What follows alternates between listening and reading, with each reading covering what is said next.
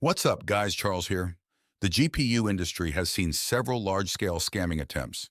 These scams often follow the cryptocurrency mining craze, which leads to an overstock of graphics cards sold to unsuspecting customers.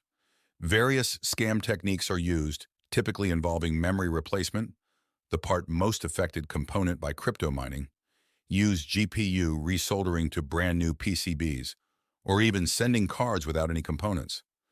Some scamming attempts are easy to spot, as GPUs in memory can show severe usage signs like a yellow tint.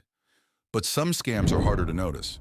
Northwestrepair took what seemed to be a brand new RTX 4090 TUF graphics card by Asus, which even had the protective foil still on it. But underneath, they found something completely unexpected. After removing the GPU and inspecting it closely, it became clear that the processor labeled as AD102 was not that GPU at all. It was actually an RTX 3080 T GPU, GA102, which is nearly the same size, 628 square millimeters versus 608 square millimeters. So it wasn't immediately obvious what had happened. Someone had polished the die to remove the label and laser etched out new ones. It also became clear that at least one of the memory modules was not 2 GB, but a 256 MB one, so it wasn't GDDR6X memory at all.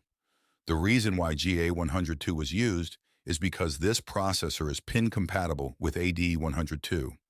The same GPU is used by the RTX 3090 Ti, often considered a test vehicle for the 4090.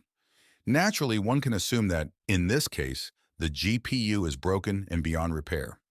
Interestingly, we recently saw a reversed attempt by switching GA102 GPU with AD102 for a completely different purpose, modding and overclocking.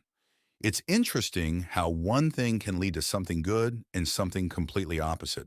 So why do scammers go through so much hassle to fake RTX 4090 and sell the card?